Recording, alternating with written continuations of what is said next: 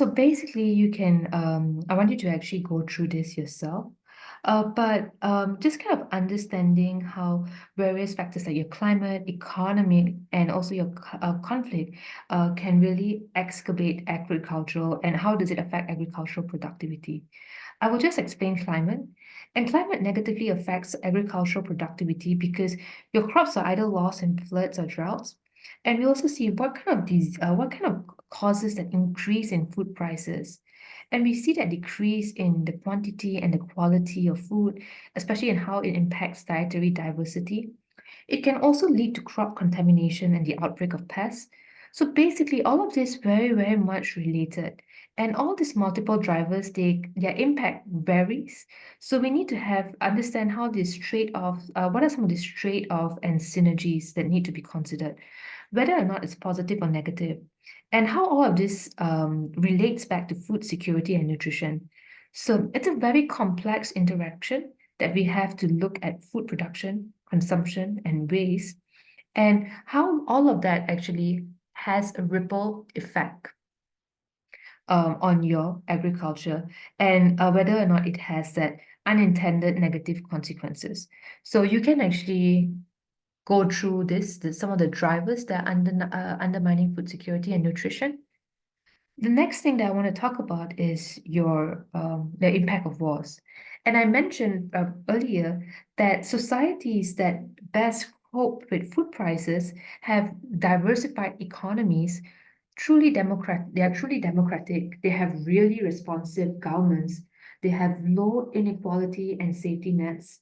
So when we kind of look at what was going on in Syria during the civil war in 2011, the displacement of millions of people led to and also, the wars led to destruction of infrastructure. It disrupted agriculture. It caused displacement, and there was an absence of a democratic and responsive government. There was also the lack of safety nets. So it really led to high inequality. It increased the number of vulnerable population and also caused a widespread of food insecurity. And we look at Somalia on the other hand, that political instability that was going on, coupled together with your conflict, your drought, and that limited access to basic services on top of that. There was also really weak governance and political fragmentation. Same thing again, there was a lack of safety nets. And what we see happening on these places is happening today in Zimbabwe. There was an economic downturn and they had various land reform policies that were put in place, where they were taking land back from rich white owners and giving it to poor farmers.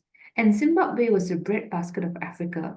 So when commercial farmers had to hand back land to Zimbabwe farmers through forced acquisition, invasion, using seizures and violence and using sanctions, that really had a significant decline in agricultural production. And why did that happen? Basically, because the farmers who got the land didn't have the education and the skills and the capabilities to grow a lot of these crops much more, to grow these crops much more on a much wider scale. So the lack of resources, skills, and experience basically went into famine. And we also see, that same similarity in Sri Lanka. And that was actually a pretty when we kind of look at what was going on, there was inflation and how much they were actually owing to other countries worldwide. So basically they shifted over to organic farming, but it wasn't done right. So the amount they thought that they would be saving money by not purchasing pesticides and fertilizers because it requires huge amounts of US dollars. And so the government decided to start getting farmers to shift to organic farming, and it would save a lot of money. But there was a decrease in productivity, and instead, they had to import a lot of their staple crops like rice and tea from around the world. And basically, again, that increased your expenditure. Also, we can look at Ukraine and Russia. They are growing uh, they grow some of our, bread. They are really the breadbasket of the world.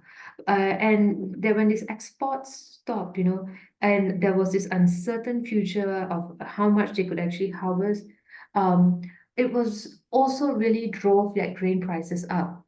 Again, also in terms of Ukraine and Russia, they are the biggest producers for your fertilizers. And during that time frame, 2023, a lot of farmers rely on fertilizers, and they get that from a lot of Japanese farmers rely on fertilizers, and they get it from Ukraine. And basically, because of the war, it caused fertilizers prices to skyrocket. And apart from that, there was a lot of export restrictions. So when we look at this, the poverty and inequality, a lot comes down to policies that are placed in government. And governments basically, how policies really do play a role. And governments usually as well, they can really cause economic slowdowns. And on top of that, when you have conflict, again, that really just um, decreases your food security. And, we want to look into how we can improve your food safety, how we can improve your quality standards, and how we can actually minimize your unintended consequences that can drive up the cost of food. And when we kind of look at some of the key external drivers of change in 2017, we need to turn our attention to Africa. And we will learn this in the upcoming module. Currently, Africa has one of the youngest population in the world, and their average age is around 19 years old. And so when we kind of look at what is going on in Africa, in Europe, the average is about 38 years old. In Asia, it's about 31. So majority of your population growth is going to be happening in Africa. And when we look in income growth, especially when we look at places like China, we see a lot of developing countries starting to have that increase in income, and that's increasing the demand of meat. And when we increase the demand of meat, we also have to increase the amount of production for wheat and grain, because those are needed to be used to grow soybeans. So we really need to look at innovations when we're kind of looking at this. Also, we see higher atmospheric carbon dioxide concentrations, and how will that lead to lower nutrient densities, and also cause some crops and forage species to putting a lot of stress. Also, we see that people will start to there'll be a lot of there'll be a change in the prevalence of distribution of pests and diseases in terms, and also what are some of the international trade options.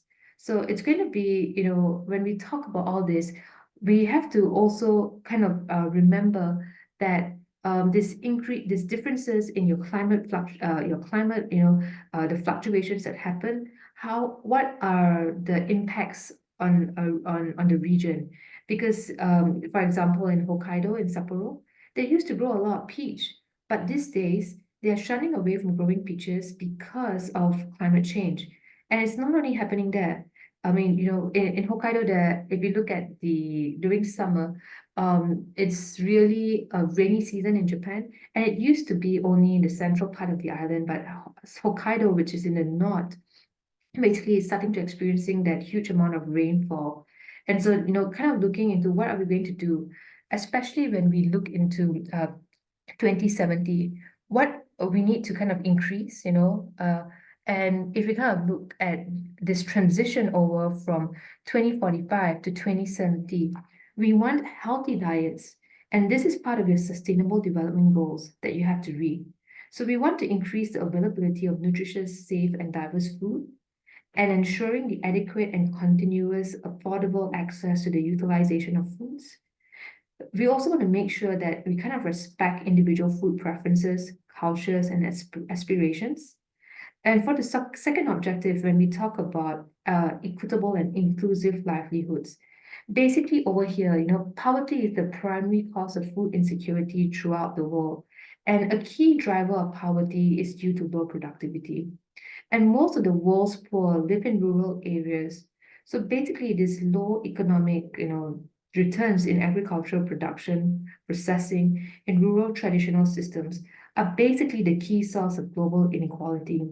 So we want to look at innovations that can boost labor productivity among the poor, because labor power is typically the most valuable assets, and they also often, own the farmers, usually smallholder farmers, usually own very little land and livestock, or even equipment, or other forms of productive capital. So people everywhere aspire to equal and inclusive opportunities, but basically are denied basic human rights due to accidental geography of your where you've been born, the color of your skin, gender, and sexual orientation. So when we look at food systems, it's a powerful avenue to address equity and inclusion, but we also want to, look into preventing that adverse shocks. We want to have safety nets and how we can make sure that there is an unbroken access to healthy diets. So again, prioritizing individual rights to privacy, personal data. We want to look at cultural, economic, and politics as well, and kind of reflect on the broader participation of all interested persons. We want to decentralize governance, power, and also enhance opportunity for coordination among parties.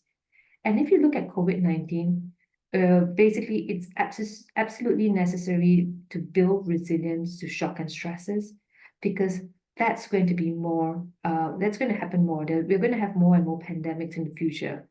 And we also need to look at the environment and climate sustainability. And finally, this total factor productivity. So basically what we want to do is we want to move away from that simple partial productivity metrics, such as yield. We want to develop and constantly employ measures that maximize the number of people that we can nourish healthily and sustainably, while minimizing environmental and healthcare costs. So we want to establish thresholds beyond agroecosystems, and when looking into climate, because we want people to recover from these excessive stresses. So when properly constructed, okay, when it's done rightly, basically TFP summarizes the return to all natural and especially all natural and man-made inputs, especially when we talk about workers' health and labor productivity. So when we have a greater focus on total factor productivity, it will help to promote livable incomes, okay? And also often, the poorest oftentimes possess very little economic assets. And so again, we want to move away from looking at just how much you're getting, how much yields that you are making. We want to instead look at how we can increase the number of people who are being nourished while decreasing the environmental costs, okay? And so kind of remembering that the total food productivity is not just looking at increasing yields, but we are looking at increasing number of people who are going hungry, but also decreasing the environmental costs. And with that, I will end here.